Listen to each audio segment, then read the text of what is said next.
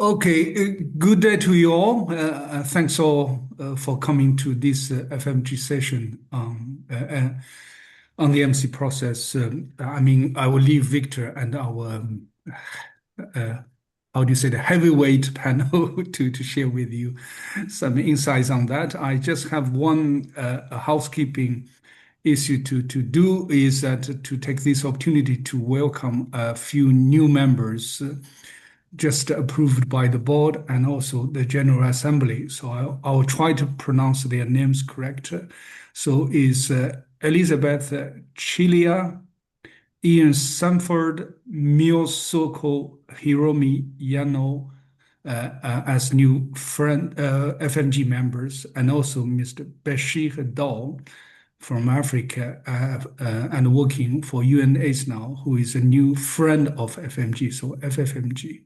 So I do welcome them. And also, just for you to know that Raoul and also a few others are in the final process of joining the group. So I take this opportunity to also welcome him and also others to be accepted. And then the list will be made public very soon.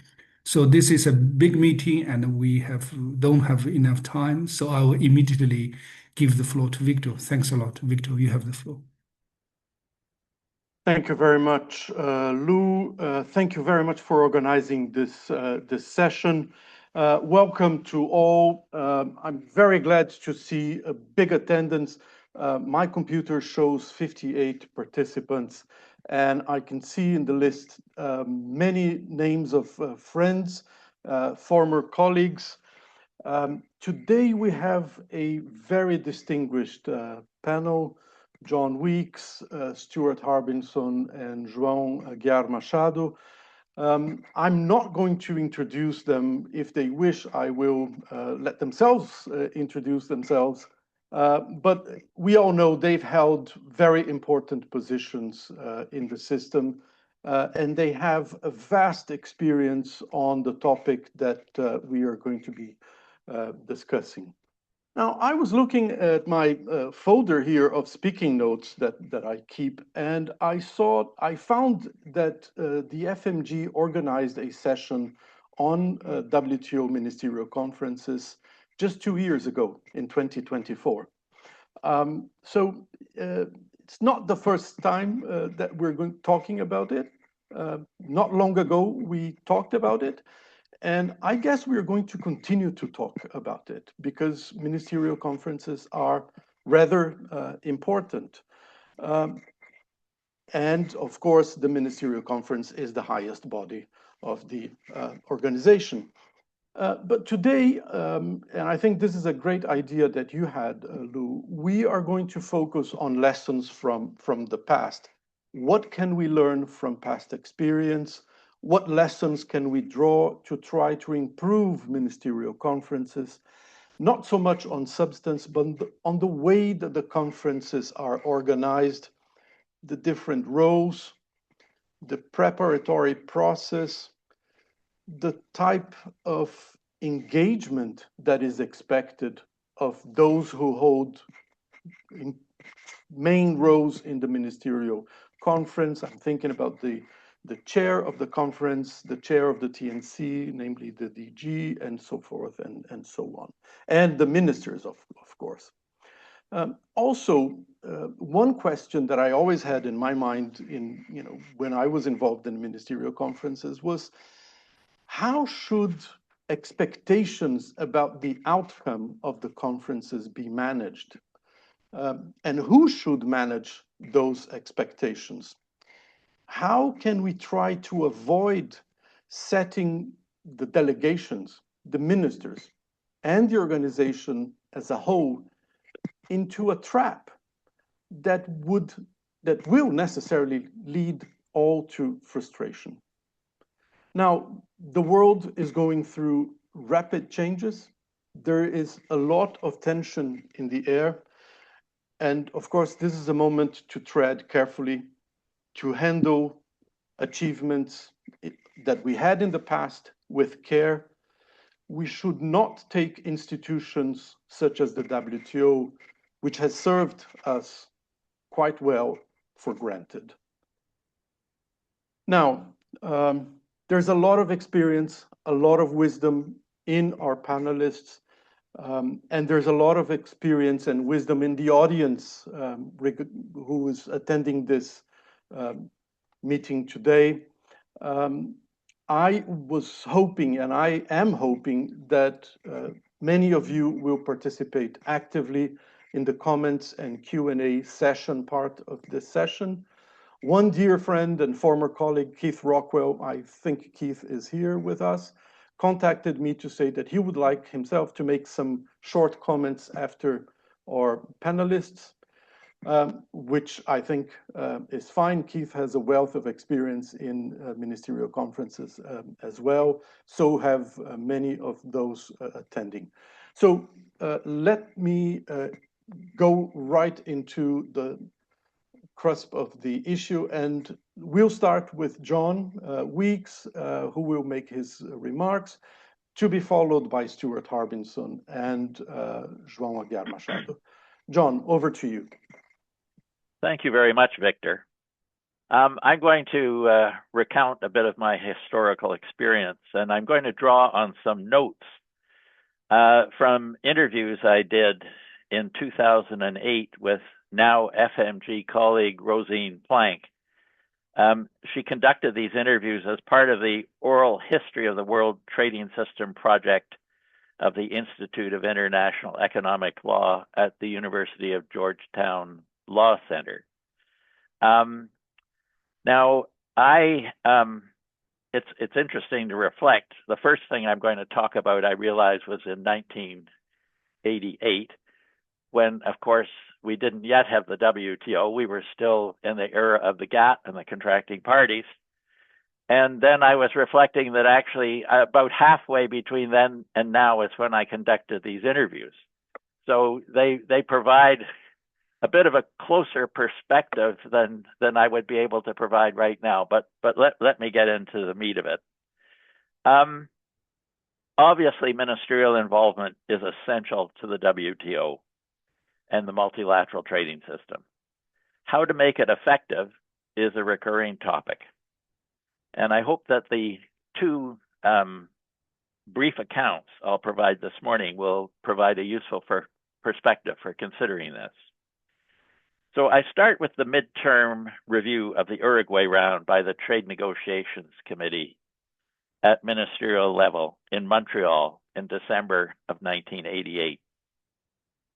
While considerable progress had been made in the negotiations in the Uruguay Round, a number of countries led by Latin America and other Cairns Group members blocked further work because of lack of progress on agriculture. The negotiations were also at an impasse in the areas of textiles and intellectual property. With negotiations effectively suspended, ministers decided to ask the Director General, Arthur Dunkel, in his capacity as chairman of the Trade Negotiations Committee at official level, to conduct consultations with a view to finding a way to agree on the future orientation of the negotiations going forward. In Montreal, ministers had also decided on a provisional basis to implement certain elements of the round. However, provisional implementation was also caught up in the suspension, so that nothing happened with respect to those areas until later. So what happened? First, Arthur Dunkel visited capitals to consult with political leaders in countries key to finding a solution. Next, he convened a series of meetings in Geneva on each of the three outstanding issues. Each country was allowed to have 2 representatives at each meeting. Most decided to be represented by their local head of delegation and a senior capital-based issue specialist. This process of getting the round back on track was one of Arthur Dunkel's great achievements. He managed it very effectively. The result came at the beginning of April 1989, so just a few months after the meeting in Montreal, when Dunkel convened a meeting of the Trade Negotiations Committee at which, and I think all participants decided to be represented by senior officials. I don't think there were any ministers present. Agreement was quickly reached. Negotiations resumed, and the areas of provisional agreement were provisionally implemented. All this was done without a further ministerial meeting, but there had been very effective ministerial engagement in the process throughout. Now, I should add here something else that occurs to me in light of the current context. It's important to note that that the Uruguay Round at this point had a lot of momentum, and there was very broad support and interest from all countries in making it a success. So I think when this gave an added impetus to the work that was led by Arthur Dunkel after the meeting was suspended. And obviously, if you hadn't had this kind of support and this kind of interest in reaching a success and an agreement, the task would probably have been impossible. Now, the next example I'll give is related to the negotiations on telecommunications and financial services.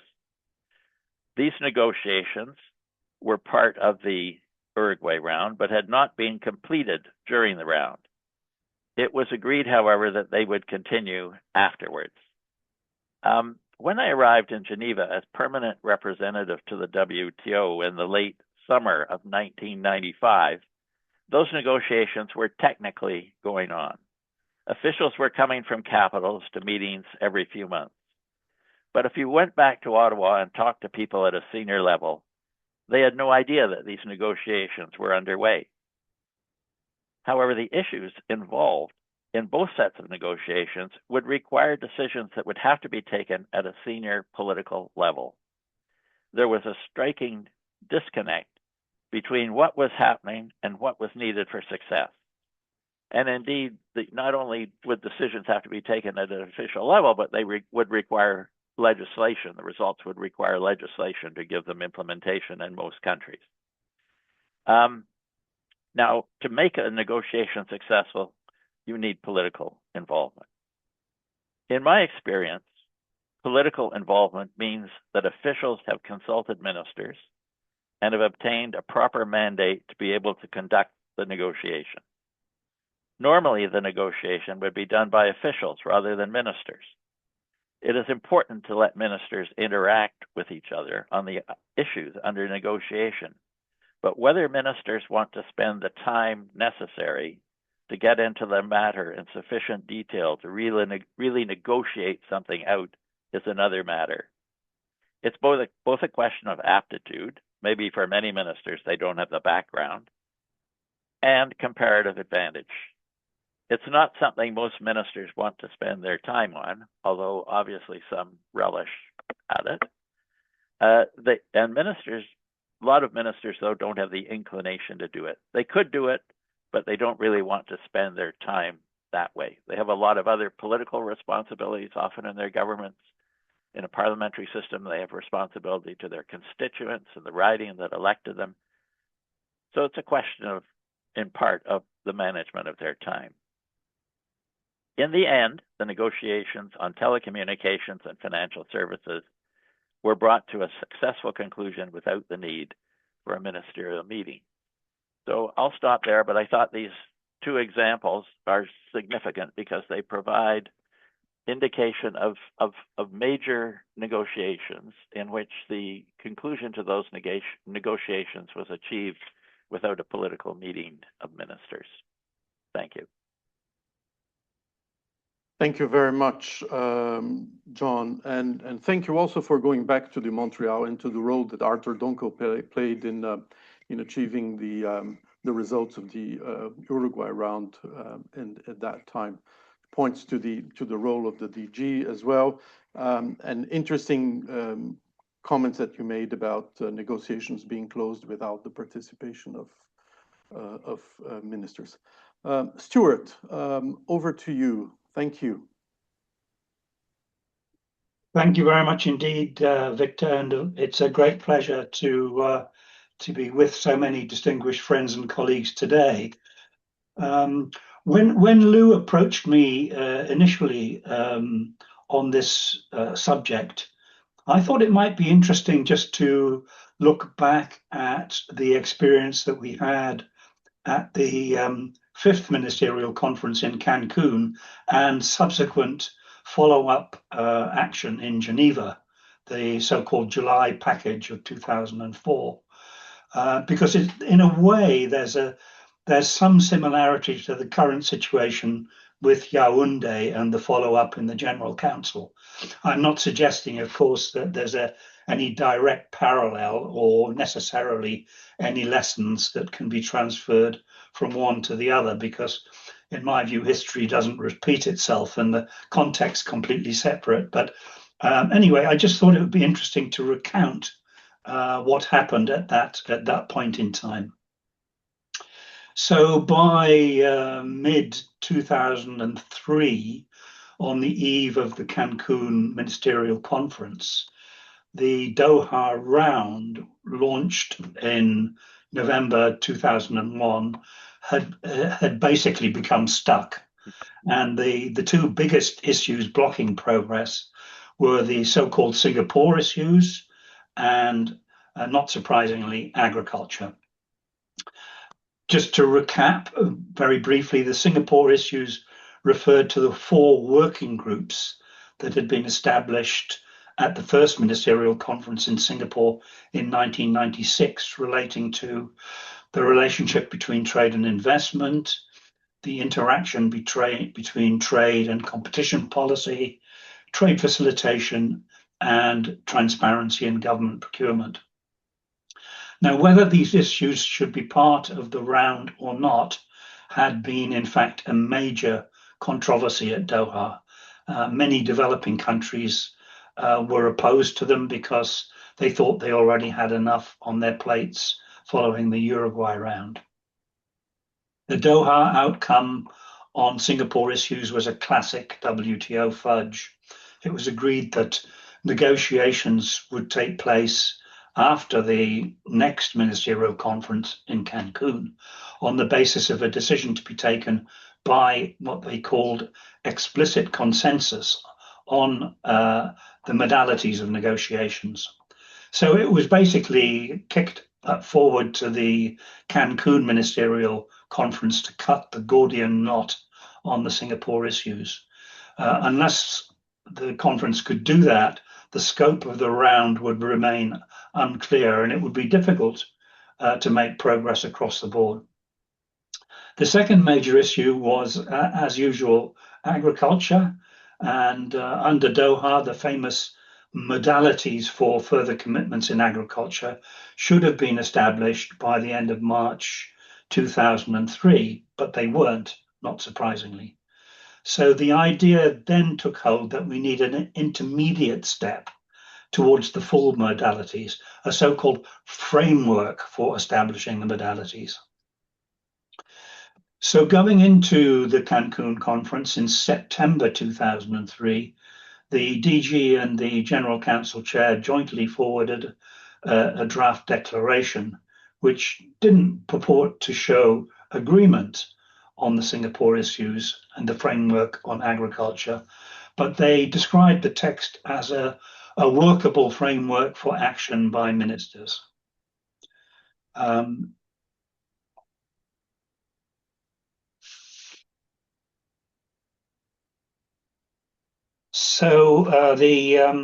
The Cancun Ministerial Conference lasted 5 days, and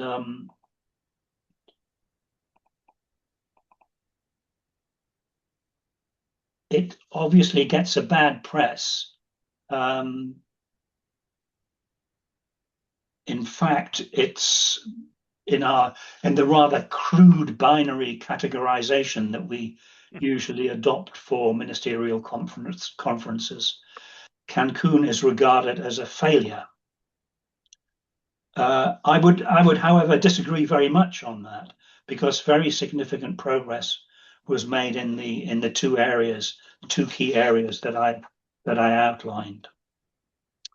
On the Singapore issues, the principal demandeur, the European communities, began, albeit very late in the day, to show its hand and the outline of the eventual solution, i.e. proceeding with trade facilitation and dropping the other three subjects, became clear.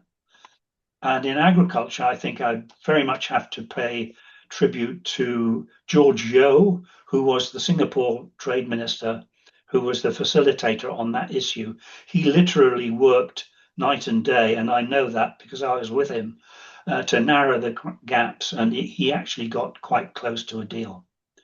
And also the sensitive issue of cotton really emerged onto the negotiating table for the first time.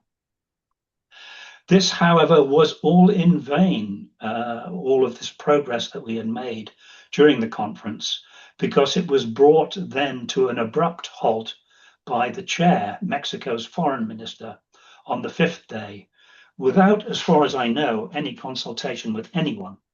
And speculation abounds as to the real reason. I think we probably all got our favorite theories on that.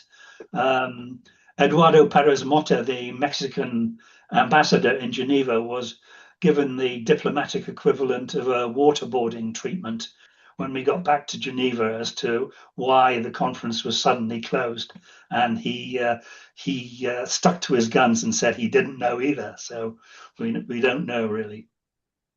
Anyway, actually, this raises one interesting point in my mind in terms of management of ministerial conference, because there's no doubt that the ministerial conference is a WTO meeting, but the environment in which it takes place is, of course, a matter for the host. And at both Seattle and Cancun, the host seemed to call the shots, and the WTO was scrambling a little bit at the end. Anyway, because of the inconclusive nature of Cancun, the baton was passed back to Geneva, and it took quite a bit of time to get going, actually, because there was almost a sense of shock at the way the conference had ended.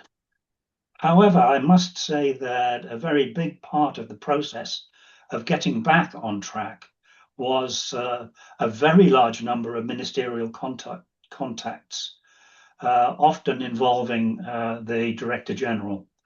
There was, as I recall, a flurry of informal ministerial meetings, regional meetings and visits, from which it became clear that there was still a good deal of political support for the round. And a few points from the period from about February to July 2004, after Cancun, I think are worth emphasizing. First of all, there was a rather effective partnership between the DG and the General Council Chair, who was at that stage Ambassador Oshima of Japan. They got on well and they divided the responsibility sensibly, with the DG working mainly at the political level and Oshima-san shepherding the ambassadors. I got to say that Shotaro Oshima is a bit of an unsung hero in the WTO annals, as far as I'm concerned. He was a very unassuming, soft-spoken man, a good listener, but he had a hint of steel as well. And he did a fantastic job as General Council Chair, very ably assisted, I must say, by the Councils and TNC division under Evan Rogerson. Also, Tim Grosser took over the agriculture brief, and I think his deep knowledge of the subject and keen political mind increased confidence in the process. It became clear that major players were still politically engaged. And another point in this of this era is quite an interesting one, which I haven't seen replicated since. Not that I'm suggesting it should be, but we had this interesting innovation of a process dubbed the Five Interested Parties, or FIPs, as it was called: the US, the EC, Brazil, Australia, and India. And these guys worked intensively on agriculture in particular. It was an attempt by these five to show some collective leadership and was tacitly encouraged by a lot of members. Of course, it was highly controversial and came in for a lot of criticism, but it wasn't a WTO process. The five simply got together, and although they disagreed on the substance very strongly in many areas, they were trying to show some leadership, and they, to a degree, succeeded in that. Next point, I think it was important to set a credible deadline for the negotiations. So we settled on the end of July 2004 as the deadline. And Shotaro Oshima, the chairman, described this as what he called a drop-dead deadline. So it was kind of given quite a lot of credibility. The General Council Chair and the DG then released the first draft July package in about mid-July 2004. And there were hugely intensive consultations, including in the green room. Of course, this drew criticism then as it does now, but it's really hard to see what alternative there is if you want to make progress. Whereas in Cancun, the Singapore issues was more center stage, now in the run-up to the July package 2004, Singapore issues were seen as solvable, and agriculture was much the more controversial of the two issues. I think it's also worth remembering that at the July 2004 General Council meeting, there was very significant attendance from ministers and senior officials. It was not just ambassadors. It was also capital-based and political officials. In the early hours of the 1st of August 2004, the July package was eventually agreed. It included the famous framework for establishing the modalities in agriculture, including the objective of abolishing export subsidies and substantial reductions in trade distorting domestic support, and a way ahead on cotton. And the negotiations on trade facilitation were launched, while the other three Singapore issues fell by the roadside. So I think I probably talked for a bit too long, Victor, so I'll stop there. But just a final point. I know it's always said these days that the WTO is unmanageable due to, for example, the significantly expanded membership. But I would point out that even in 2004, there were 147 members. So, that's not a lot fewer than what we have today. Thank you very much. Thank you very much, Stuart, and thank you for reminding us of those issues. Some of them have seen progress, right? I mean, 2003 Cancun decision to focus only on trade facilitation, which 10 years later, 2013, was agreed at Bali. So yes, it took 10 years, but there was an agreement on trade facilitation. Also in 2004, the focus on the elimination of agricultural export subsidies, again, took more than 10 years, but in 2015, it was agreed at Nairobi. So it takes a long time in multilateralism, in multilateral settings, but eventually things tend to get done. What is still missing, of course, is agriculture, but that's something that we all need to pause and reflect. I will move now to João Aguiar Machado. João, over to you.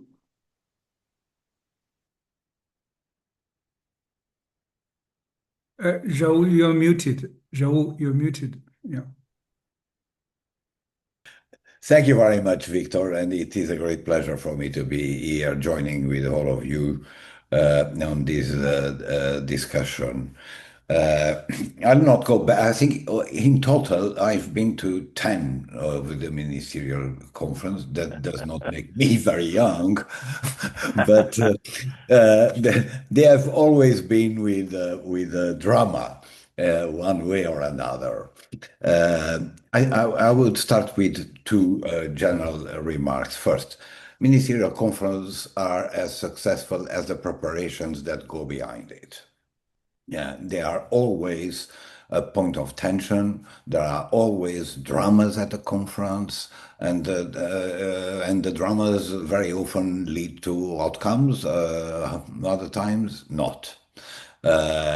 Secondly, times have changed, and the way to manage preparations and the conferences have changed, and that's why I will focus on the basis of the last three that I was in Geneva, and I will draw on that experience to say how things are regarded today across the membership, not by all members individually, but the tendency. And I will try to capture this by focusing on a couple of keywords. First, inclusivity. Of course, the system has to be inclusive and transparent, because at the end of the day, decisions are taken by consensus of everyone. But inclusivity these days is meant to be all members in all meetings, foreclosing the possibility to have smaller groups meetings. Everyone wants to be there, including preventing the Director General not anymore called green rooms, but whenever calls a small group, which normally it's 20-25 people, everyone is worried and wants to be there. So this use of the inclusivity to the extreme, which means everyone has to be at all times in all meetings, of course, this can only be a recipe for no progress. And this is one of the words that you most hear when you go to the General Council these days. Everyone rings the tone of inclusivity, which reflects a lack of trust that has been building up during the years for many reasons. Many of you spoke before me on the WTO Round, the Singapore issues, Cancun, all the different in Geneva in 2008. The second is the challenge, increasingly, I think, more virulent, but not by a few, but it's important, is the challenge that is being made to the role of the Director General and the Secretariat. I mean, these days, there are even a few members that question the authority of the Director General to publish an op-ed in a newspaper, or to issue a report on trade and artificial intelligence, for example. It goes as far as questioning why the Director General travels to that and that place to participate in that meeting. Something that I've never seen with regard to other international organizations, particularly the IMF or the World Bank. For example, I found it quite revealing. This is public because it came in the front page of the Financial Times. These days, if the DG writes an article about trade and the state of Hormuz, this gives rise to why, under what authority is she doing that? I found it quite interesting. 1 month ago, the managing director of the IMF came out publicly, said, the United States has no balance of payments problem. Well, I think this is a statement that carries much more weight, particularly knowing how the BOP committee works in the WTO with an advice by the IMF. But that authority is being questioned all the time, the role of the Secretariat as well. I would say that contrary to the GATT, the WTO is an international organization, and until further notice, the role of the DG and the Secretariat is to assist members in managing the covered agreements and on reflecting the state of the system. You don't need the agreement of all members for the DG to write a report or an article. I mean, if there are something in it, at least that was always our position when I was representing the EU, if there is something in it that we disagree, we would say. But you cannot insist that all members need to agree before an article or a study is done. But that's where we are these days. So a threat to a challenge, as I would say, a challenge to the role of the DG and to the role of the Secretariat. And the third one is the member-driven. Of course, WTO is member-driven, but member-driven these days means you need agreement, consensus of everyone on everything to move forward. Not only that members are in the driving seat in putting submissions, it has always been that way. But to move anything, you need the agreement. So you diminish, by implication, the role of even the chairs. The roles of the chairs. See what happened with the recent reform facilitator. People were unhappy and they could not agree with the report. It diminishes the role of the chairs. Well, now, if you look back and for what you have said before, Stuart and John, the WTO, it's not always that way, but the WTO, when it has delivered, it has implicated it. The role of the DG has been crucial. The role of the Director General has been crucial, be it, as you mentioned, Victor, on the trade facilitation or in export. And the most recent ones on export subsidies, or more recent on the fish negotiations in 2022. If it was not the DG at that time that took the initiative to convene by video the 4 major players to get the TRIPS waiver and push in Geneva for the fish agreement, we would not have got it if you leave that to members.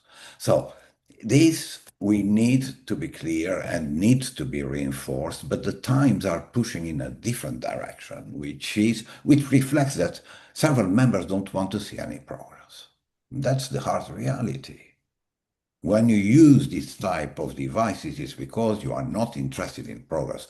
In the past, in the examples that John mentioned, at that time, the ministers and senior officials were pushing in the same direction. Today, it's not the case any longer.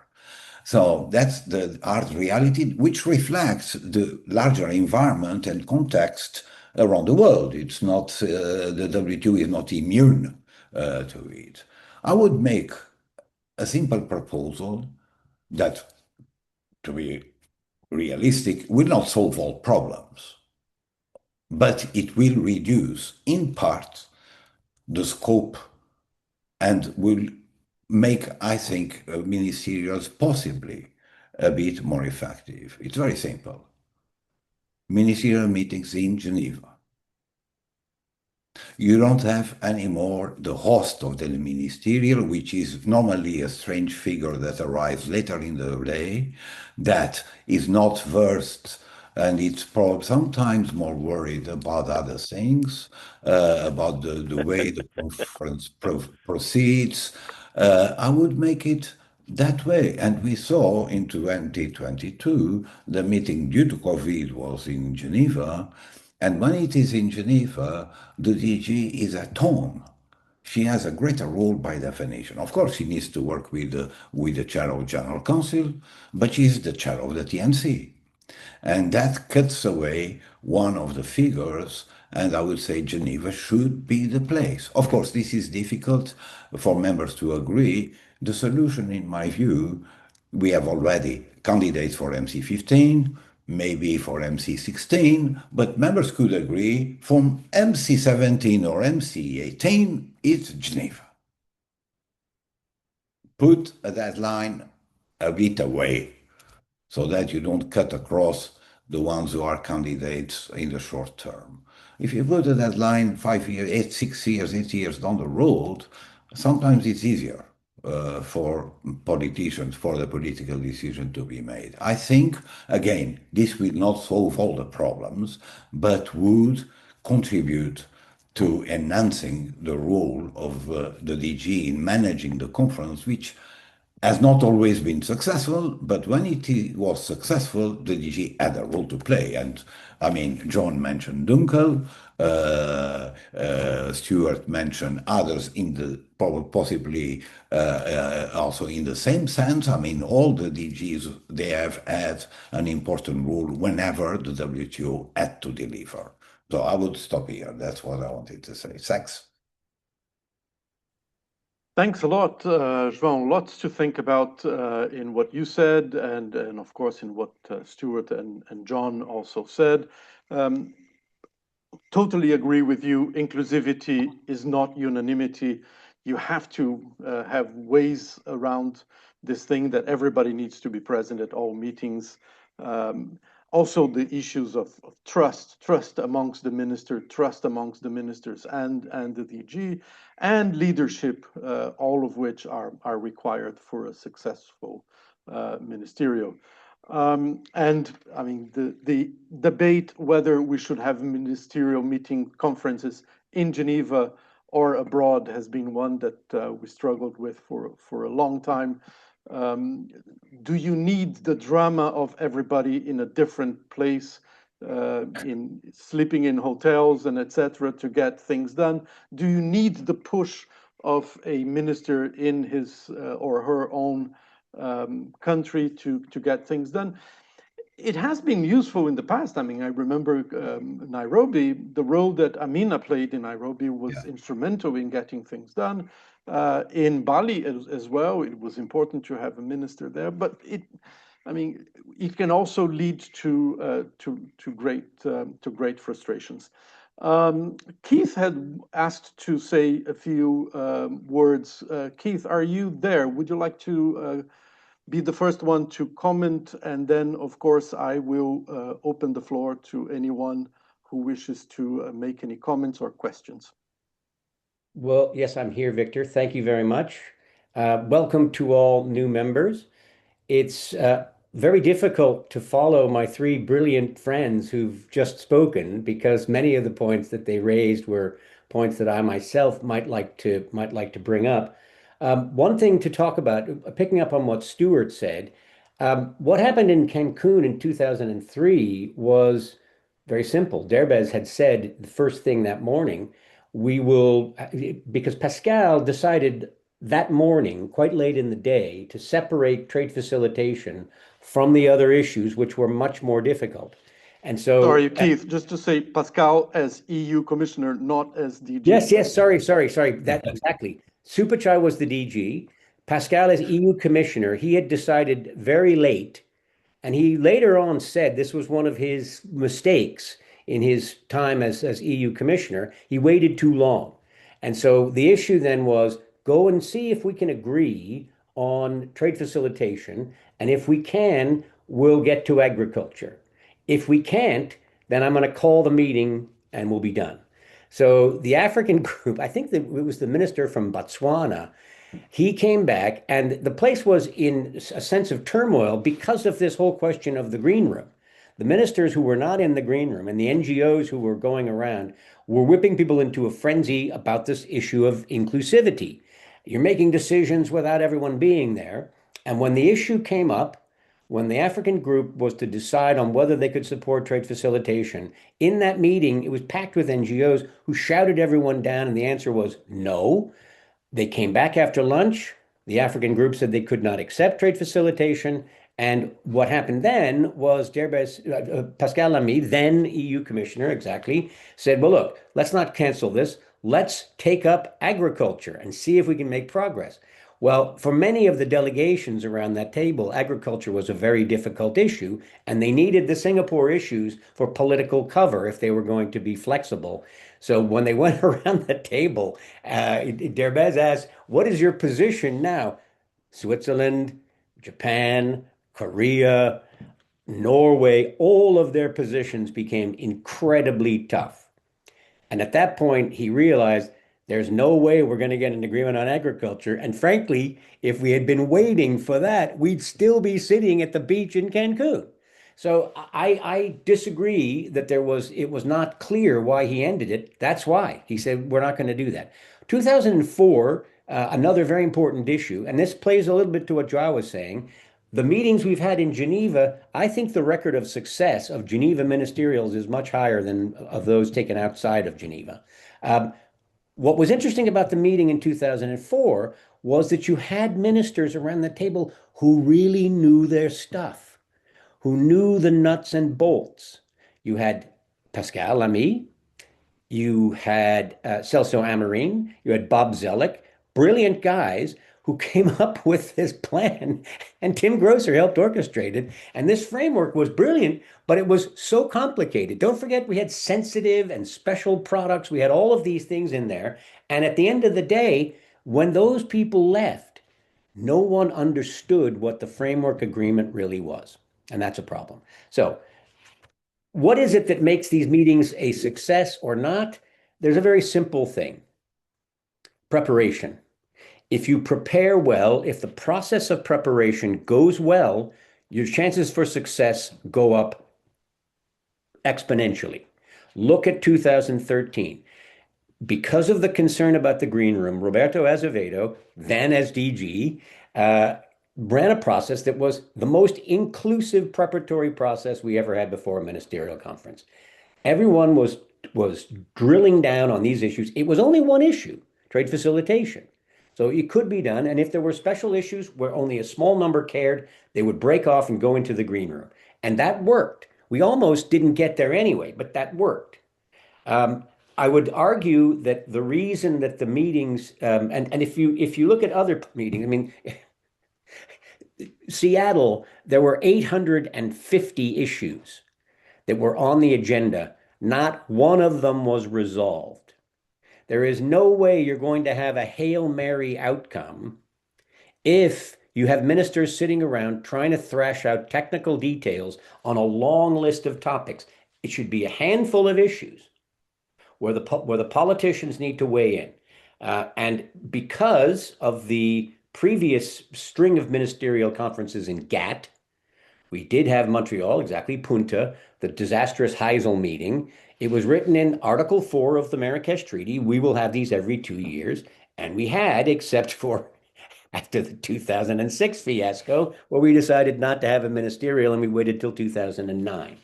But those particular processes that had gone well, they led to good outcomes.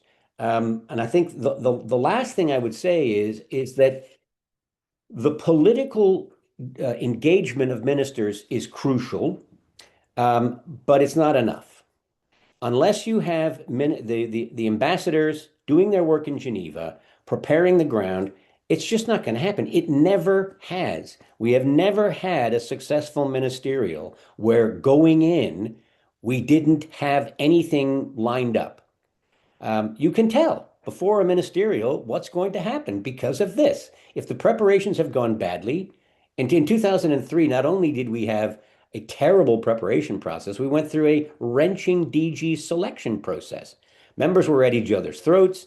The whole thing, I mean, it was a preordained disaster, and that's what it became.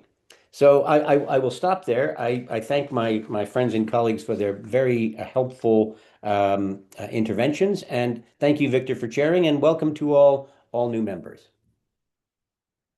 Thank you very much, Keith. Before I give the floor to Lou and then Hamid and Jonathan, who will surely have interesting things to say, let me just highlight two things you said, Keith. Good preparation is key, and the really cohesive and close relationship between the ministers. These are not sufficient elements for a successful ministerial conference, but they surely have to be there in order to get to success. And I don't know whether the ministers are calling themselves by their first names, as was the case in the past. Some of the people who you mentioned, Keith, were surely on a first name basis at that time. Also, I was putting down here on paper, remembering which ones took place in Geneva. So 98 was in Geneva. It's a big party. The July 2004, which was not a proper conference, but as Stuart mentioned, was a successful one. Then 2009, which was a nothing burger conference. Pascal Lamy as DG wanted to make it regular. 2011 was in Geneva, and we had the important elements for political guidance and got rid of the single undertaking, which then led to the agreement on trade facilitation 2 years later, and then 2022 in Geneva. So I think you're right, and maybe this gives credit to what João was saying. The ones who took place in Geneva have a better record than the ones who take place outside Geneva. But let's see. Lou, you wanted to come in. Yeah, no, thanks, Victor, and many thanks to others who have spoken. It's really great. I've done less MCs compared to others. I have 3 points to report. The first one, of course, is my first MC, the July framework. Stuart and others mentioned it. The first thing I noticed for successful MC is always the leadership of major players. I mean, Stuart mentioned the FIPS, five interested parties, which later on became G5, G7, something like that. I think that always was a key from my experience. And I do remember, especially the US leadership in July 2004 was the very kind of driver to make that ministerial successful. I remember at the last, not night, the early morning before the big meeting took place. Bob Zolik was really sitting in DG's office and then doing all this bilateral with the EU, China, India, and others, and resolve the last stretch of issues. I think that was a key. Now it's different, but that's what we are discussing, whether we should do a little bit a new format of leadership, so on and so forth. I think that's first thing. The second thing, as mentioned by others, I think is key is this so-called informal, how to say, kind of process. Green room afterwards, I think as Vito, it was room W, and I heard that in Yaoundé, they developed something which is called Room D, and I even went back to Room D yesterday just to see what could that be different from Room W or Green Room that we had done. And to be frank with you, I like the informals, not because it is more efficient, but Zhao say that is a way to be more efficient and also link through transparency and inclusiveness to the big meetings. It always helps. It has helped. So I'm teaching in China on the trade negotiations, and my university in Shanghai, Xubei, which is a WTO chair, they even arranged one of their teaching room as the guru room with a similar, almost the same style of table and chair as the indigenous green room. So I think that's still something we need to bear in mind. I hope the new format of Room D on the DG Ngozi could be something efficient, more organized, and in a way to drive the process. The third thing I want to say is very much, I think Stuart and Zhao mentioned it, it's very much the capital-based officials. The other one, the 2011, the MC8, before that, China and Australia organized this so-called SOM meeting with capital-based senior officials. It was Ambassador Tim Ying and then my boss, then Ambassador Yi Xiaodun, and who were the host of this meeting. And it was myself and also the current Australian Ambassador James Baxter, who were like supporting the two ambassadors to do that. And that meeting, I think many things happened, but one thing at least very important after this kind of a low mood after 2008 was very much to give a framework where the capital-based officials, ambassadors could, they call it something like a signaling conferences on services and so on and so forth. And then the question James and I put forward to the two ambassadors is really, those are very good signals. How do we translate this SOM meeting, which was informal, into the ministerial conference to come? I think that later on became something, some good results on services, including the LDC service waiver. But I think those are the things that the leadership, the informals, capital-based senior officials' engagement are also key elements that could play a role to make MC more successful and more effective. I'll stop here. Thank you. Thanks, Lou. You mentioned senior officials meetings, very important in getting preparation. You also mentioned signaling meetings, which is a good segue to give Hamid the floor. Hamid, who had such...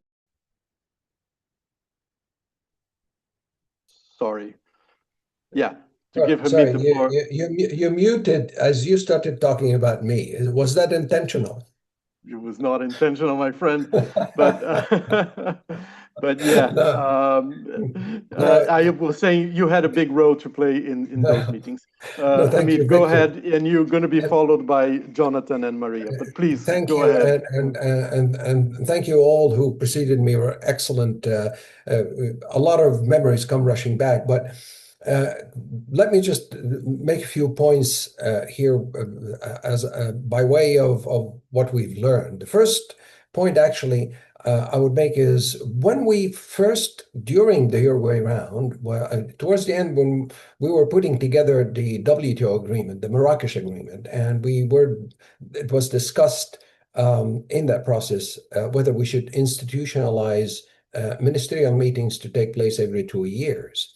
And there were some of us, actually in the Secretariat, who were saying, okay, but if we're going to have them every 2 years, then we need to manage expectations, because the habit or the tradition of the GATT was that ministerials were always historical events where expectations were high. So if we're going to do this, let's learn from the IMF and the World Bank how they conduct their meetings as part of their regular agenda. And we stressed that point, but unfortunately, we didn't follow that kind of conceptual approach because they continued to represent historical events. And I think Doha is a manifestation of that kind of unreasonable expectations. But that is, I think, part of the root causes for why ministerials in the WTO have always been difficult, because we don't manage expectations very well. Maybe Joao's idea about regularizing the venue might help banalize the ministerial meetings a bit. Now, the other problem I think that or the other lesson that we've learned is on substance. In the past, we used to have interlocutors who were very well versed, or at least a lot more versed in transacting substance than what we have today. The irony is that this sort of decline in level of information and knowledge is coming at a time where the level of complexity of trade policy issues and negotiating issues has been consistently rising. So the gap between aptitude and the challenges is widening as we go forward. And that heightens the importance of the role of the Secretariat and the Director General to bridge that gap. And the DGs have always played a critical role in bridging that gap between knowledge and reality. One of the sort of mini ministerial gatherings that I remember very vividly, as you just referred to, Victor and Lou before you, was the July 2008.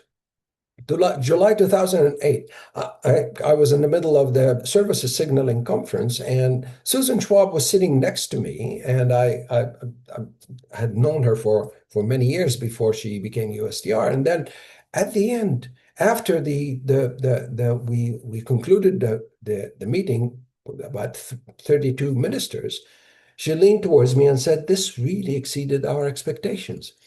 And of course, we all remember why we had the signaling conference on services, because we were so close to reaching agreement on ag and NAMA modalities. And then the delegations, including the EU, said, well, sorry, we're not going to agree unless we know what we're getting on services, the market access triangle.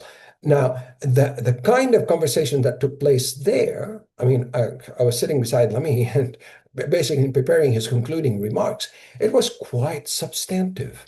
And even I remember Keith and I were struggling, how do we brief the press afterwards on this kind of high level of substantive exchanges. Now, that kind of transactional engagement is no longer there. Now, I don't want to repeat and emphasize the importance of the role of Secretary and the Director General as the honest broker, the person who is not sitting behind a flag, and the person who is backed up by the knowledge and expertise of the Secretariat. But fast forward to what we're facing today, I think the biggest challenge that we are facing today, perhaps, is that we don't have the same kind of convergence that we used to have in terms of the policy direction. The reality today is that 166 members do not want the same thing anymore as we used to. That's the harsh reality. And I think unless we realize how we're going to deal with this reality today, that we're not going to be able to move forward. This is why, I kept referring repeatedly about, okay, the need for real reform and some variable geometry where members respect other members' choices in terms of where they want to go, whether they want the full Monty of the single undertaking, or whether we should be looking at more variable geometry in the system to provide more options than the single undertaking. So that's my 2 cents for whatever it's worth. But thank you so much for this excellent exchange. Back to you, Victor. Thank you so much, Hamid, and thank you for the last bit of your intervention, where you brought us back to today's reality and to the fact that maybe it's time to think about what some call partial multilateralism. If not all want the same thing, maybe some want something, as we have seen with the JSIs, and maybe we organize ministerials with that focus rather. But more food for thought. Jonathan, to be followed by Maria and Hector. Jonathan. Well, let me add my thanks, Victor, to you for convening, and to our eminent and experienced roster of panelists. I'm going to put it in the form of a question. I've participated, I've lost count, in enough preparatory processes and ministerials, both Geneva-based and maybe even more as a capital-based official, to come back to the theme of preparations. So my question is as follows: taking as a given the unfortunate constraints on the Secretariat and something that needs to be fixed, either by courage of the Secretariat, by aligning with the IMF, World Bank, UNCTAD, and others who produce joint studies that seem to raise fewer eyebrows. There are ways around that. But I dare say, and I'd welcome the views of the panelists, that we've seen the enemy, and part of it is it's ourselves as members. We've got ourselves over many years into a straitjacket where the prevailing attitude in Geneva is that if you meet in a WTO room, it must be about negotiations. God forbid anybody should have a discussion open-ended without locking in positions. And that has forced people off-site and looking for green rooms, caucuses, and so on. Yet, and here's where João and John and Stuart have a wealth of history. Go back to the 80s and 90s. We had a number of WTO-connected forums, the De La Paix group, the consultative group of 18, the consensus building tables that were just outside but well enough connected. Add to that, for issues not quite ripe for negotiation, and certainly agriculture prime among them, today, to take Hamid's view into account, the massive challenge of industrial subsidies, north and south, east and west, for legitimate and illegitimate, protectionist or noble purposes.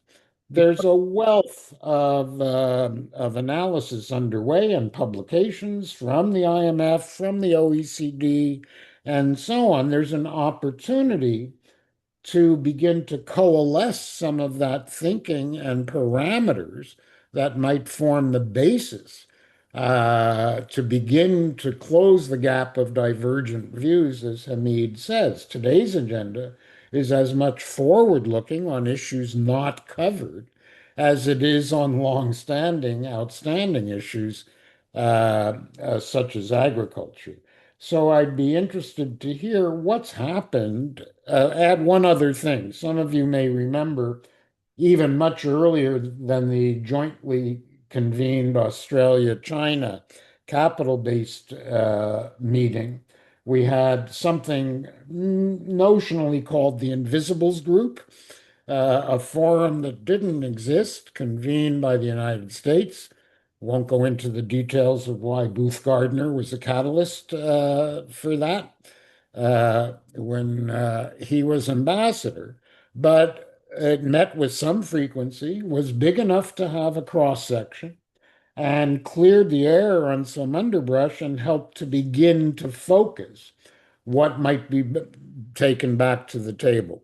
Finally, in terms of framing this question, both as DSP chair and later as general counsel chair, I failed miserably in trying to create in various meetings an atmosphere where an open-ended discussion might take place. And indeed, we did end up on a couple of occasions going off-site to achieve exactly the same thing. So I would, just to balance criticism of the Secretariat or our failure to authorize the Secretariat with some criticism of our collective selves in not understanding that, as in other organizations, and I've served at the IMF, everyone else finds it completely possible to have open-ended discussions without trying to codify what they're talking about. So back to the panelists for their historical reflections on what's happened. Thank you so much, Jonathan. I was just trying to take note here, and somebody should do this exercise and list all of the names that we have used for informal groups in the past. I mean, the FIPS, the G18, the Invisibles. Oh, also things like the cocktail approach and all of that. These were all informal processes. And yeah, maybe some of us get together and make a list of all of that.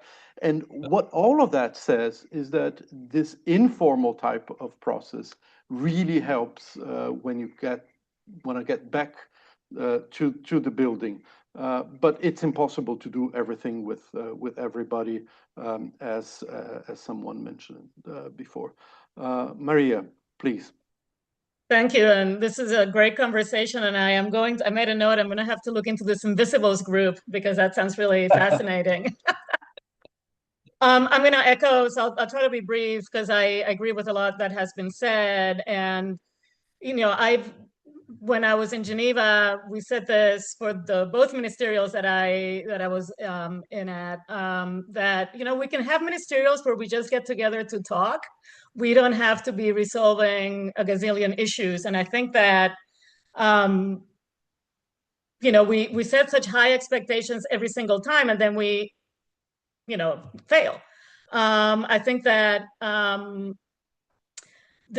tends to be a lot of hype before the ministerial. Even after the ministerial, I have to say that after the last ministerial, there was so much hype about everything that was accomplished, when I think if you're truly objective, you would realize that not much was accomplished. And that's okay. I mean, again, I think that this issue of, and I appreciate Hamid mentioning about, you know, your comments when you were drafting Marrakesh, you know, and this is something that I have said. I mean, it's a successful ministerial conference is one that happens every 2 years. That's all that's required by the agreement. And that should not be a failure. And I think that creating this high expectations that you have to have a, history making ministerial every single time, hurts the institution. So on that regard, I totally agree with Joao's proposal of, how do you, because I think that part of making it more of a meeting like the IMF meetings and the World Bank meetings is that you have it in the same place, with certain regularity. And again, if there's something ready to be harvested, then fantastic, you harvest it. But you don't have the high expectations that are, dashed. And so for that, preparation, as others have said, obviously is key. But more, the most important thing is you can only have one or two, or at most 3 issues for ministers to decide. And if you haven't done the preparation for that, beforehand, then, there really is no point. I mean, I have to, the other reason I completely agree with, ministerials, should be in Geneva, is removing the influence, and I use that in a neutral sense, of the host. We saw this in Abu Dhabi, where really the host country, and I think they were trying to do the right thing from their perspective, but they did take away some power from the DG at that meeting. And there were meetings happening with her at the same time that the host was convening, members for other meetings. And so it was a little bit unclear, who's driving, the agenda, and it was very unhelpful. Then my final point, whether you call it informal groupings, invisible groups, or whatever, absolutely necessary. It is the only way to move things forward. But then we have the issue that, again, Joao mentioned, of even the Room D, right, which actually came from MC 12, what was it? Yeah, 12. In Geneva, that was successful in a sense, but there were a lot of unhappy people at the end of that night, because we had the fish agreement that was hammered out by a smaller but representative group of members in the DG's conference room. I'm gonna call it the green room. We just presented that to everybody else in Room D, at, I don't know, it was past midnight, I think. And you just put it on the screen and say, here it is. I mean, again, I think it was the right thing to do. I don't disagree with it. But again, I think that, and that's, again, the members, how can we use the regional groupings better? I mean, that's one thing that Joel and I had many conversations about this in Geneva. If you have, I understand that some people say, well, no, I don't want to be represented by somebody else. I want to be there myself. But again, you get into this issue of you can't have 166 and expect that you're going to make progress. So, I think it's something that the membership just needs to continue to work through and figure out a way, because it really is the only way of pushing forward with big moves, with such large membership. Thank you. Thank you so much, Maria. And thank you so much for reminding us that the success of a ministerial is in taking place first and foremost. You don't necessarily need to have outcomes and big agreements, big bang at every ministerial. And I remind myself of that when I look at the agenda for many ministerial conferences. The agenda had only 3 items. Item 1 was adoption of the agenda. Item 2 was review of the activities of the organization. Review of the activities of the organization. You just pass review of what people have done. And 3, action by ministers, which is the item under which, if there's anything to be adopted, you adopt that item. And I always said, action by ministers, if any. There might be no action by ministers, and that's absolutely fine. But yeah, there's always this hype that you get, you need to get something done. Hector, over to you. Well, thank you. And I also enjoyed very much the presentation. I'm just asking for the floor to bring my insights on how the IMF meetings go. and why they work differently from the WTO. I've been at the IMF about 8 years in 3 occasions, and I may have attended at least 16 ministerial meetings. They take place, first of all, twice a year.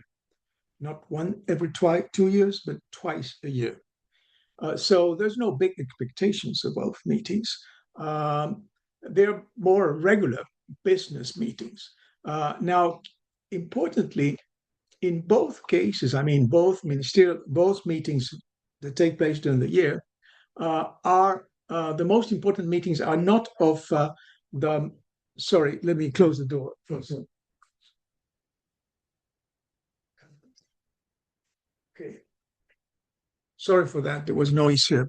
So the meetings that are most important are not ministerial meetings, are not governance meetings, are IMFC meetings, which of course are attended by ministers, but just 24. And the IMFC, International Monetary and Financial Committee, is an advisory group, theoretically an advisory group. Now, in both cases, the most consequential gatherings of this IMFC are informal breakfasts, which are attended exclusively by ministers and central bank governors. So only 1 or 2, in case of you have minister and central bank governor, attending the breakfast. And there's no communiques, there's no minutes of those meetings. The agenda of those breakfasts, which precede, of course, the formal meetings, is discussed in advance by at the executive board. Executive directors could be somehow close to Geneva ambassadors, not exactly, because each one represents a group of countries in general, so except for some who are lucky and have their own executive director. Now they are excluded from attending the meetings. It's as if ambassadors in Geneva would be banned from attending meetings of breakfasts of ministers. Then, of course, they know what they're going to be discussing. You brief them before, but you don't sit there. Another important difference is the institutional weight. IMF meetings bring together finance ministers and central bank governors who are typically more senior and politically influential than trade ministers in their own countries.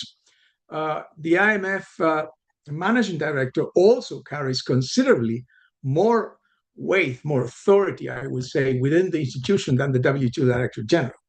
Nobody over there would be repeating this mantra of member-driven. Of course, everybody knows that an intergovernmental organization is managed by countries. But the managing director has a lot of weight and can pick up the phone and speak with ministers, and no ambassador would be pulling their ears and telling them, I don't want you to communicate with the capital. Very much to the contrary, executive directors are quite facilitate those communications. So that's another difference. Crucially, also, IMFC meetings are just about, as I just mentioned, 24 countries that somehow represent the other 166 countries. And the United States, as the main shareholders, plus a few others, are deeply engaged in IMF governance and operations in a way that has no parallel with the WTO. So I agree, just to close, that it's, as you just said, it's impossible to do everything with everybody. But it's also difficult to envisage green rooms when the importer of last resort is willing to drop that role, and the main exporter in the world, this is China, of course, is unwilling or incapable of reducing its own domestic savings rates and increase, of course, its consumption rate. So we shouldn't be blaming the WTO for failures when the situation is you have a fractured world, fractured and leaderless world. So I am not surprised that ministerial meetings at the WTO are quite unsuccessful. Thank you. Thank you very much, Hector. Very good points. Now, we still have a bit of time. most of the, or all of the ones who have intervened up to now are members of the Friends of Multilateralism group.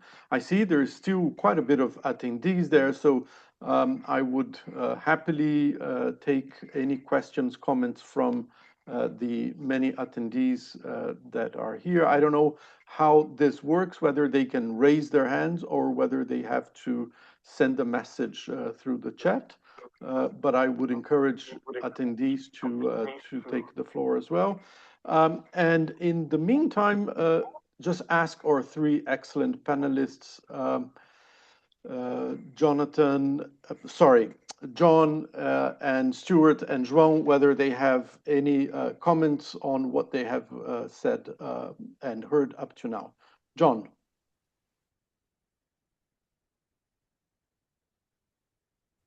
Thank you very much. And I'd like to congratulate all my colleagues on their excellent presentations. And it's really been a very rich discussion.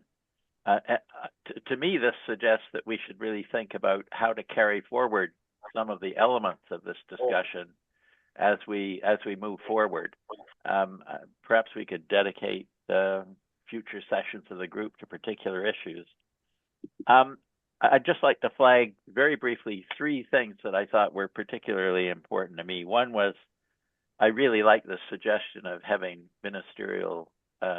future ministerial conferences in Geneva. And I think one of the other reasons why this is valuable, other than those already brought out, is almost all WTO members have missions in Geneva or ways of participating in meetings in Geneva. So this, in a sense, makes it a lot more efficient for members to be able to participate in a ministerial conference in Geneva, rather than that problem of sort of having to shift your operations from Geneva during the preparations to the site of the ministerial conference, which can be sort of disruptive. And secondly, it gets around the problem that was identified as well of the personality of the chair being political rather than institutional when you move to a country. And sometimes you get terrific political chairs, and other times it doesn't work out so well.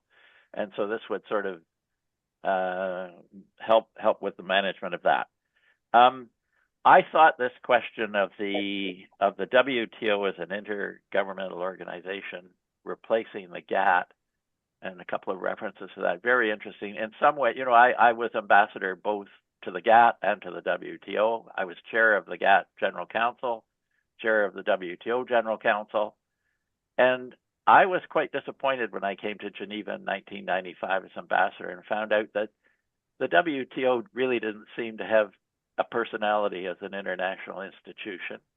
I sort of called it a trade agreement masquerading as an institution. And I think in many ways, the GATT had more, in retrospect, had more institutional characteristics of an international organization than the WTO. Anyway, that could be a whole separate discussion, or maybe it's too arcane to bother talking about. Management of expectation, absolutely critical. And in 1998, I like 1998 because I was chair of the General Council. We had a ministerial meeting. It was in Geneva. Of course, it was also combined with this celebration of the 50th anniversary of the multilateral system with participation of heads of government. But it was also a ministerial meeting. And I tried to, during the preparatory process, make sure that we didn't start the preparations too early, that we didn't have time to raise expectations. And I was very much still influenced at that time by the thinking that Hamid described of how the secretariat people, and not just secretariat people actually, were cautioning if we move to a ministerial meetings every 2 years, we should try to de-dramatize them and just turn them into useful opportunities for ministers to discuss. And I think we achieved a lot of that in 1998 in Geneva. And of course, it was in Geneva. But I'll stop there. But I do think there are a lot of issues here that we could pick up and discuss further going forward. Thank you. Thank you very much. John, just checking whether there are any further questions or comments. And if that is not the case, maybe go back to you, Lou. Let me just double check with João and Stuart. If not, Lou, please go ahead. And let me say a final word of welcome to the new members of the Friends of Multilateralism group. Great people there, good people that I know. So welcome to the new ones. Thanks, Victor. I think sorry, Lou. I think Stuart. Yeah, I see Stuart. Yeah, and also just to remind the panelists that there are two short comments in the questions and answers. So one is about the big guys. The big guys are not how to put it. Let me see. I think I sent it to you through the chat. Yeah, the hand of large members can no longer agree on trade offers. However, many members are in the room. And also there's another comment saying that inclusivity isn't an issue. So probably Stuart and others could also, in the final comments, could make a few words on that also. Yeah, Stuart, yeah. Thanks very much, Lou, and to you, Victor. And it's a great discussion.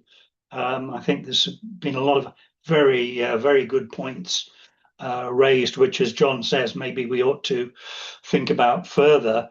I mean, I don't disagree with really anything that everybody has said. I just wanted to take the floor to make the point that, let's not kid ourselves that there's some sort of magic institutional solution which will deal with all of our problems. It's not like that. We can have the best plan in the world, but if the members don't want to agree, they're not going to agree, and that's the situation that we're in right now. So yes, I understand. Great to have ministerial conferences in Geneva, perhaps to have more routine ministerial conferences, as Hamid says. But that's not going to get us very far, really, I think. I mean, what's the point of having regular, banal ministerial conferences in Geneva? We need to get out and be seen more. It's all very well talking about the IMF and the World Bank, but they have regional representation. If you come from a place in Asia, you want to sometimes, every 20 years, you might want to see the WTO turn up. I think there are a lot of different ways of looking at it. That was really the main point that I wanted to make. And there's simply no guarantee. I mean, if you look at Cancun, which I briefly reviewed, it was well prepared, it was well organized. There was an effective chair. There was a lot of high-level political interaction, but there was no result. So, what's the magic formula that we're searching for? So, yeah, I'll leave it there because I know time is pressing. Thank you very much. Thanks, Stuart. Now I give it back to you, Lou. No, thanks. I mean, it's a really very rich discussion, a lot of things. But I do agree with Stuart and also others who say that. I mean, all the things we are discussing here, ideas are helpful, but are not going to be the game changer. I think he made the right point. Is right now we are in a different world, a different reality, where we don't have that kind of political will, mutual trust, the leadership to drive the process, and also the political guts to make difficult decisions. So that's something we need to continue to discuss in the future and try to see whether that could eventually be changed soon. So as we have not only the successful MCs, but also a kind of effective process to drive the WTO reform forward. So with that, I thank you all for coming and to be patient with us. And we look forward to see you all next time. Thank you. Bye-bye. Thank you, Lou. Thank you, everyone. Thank you, Victor.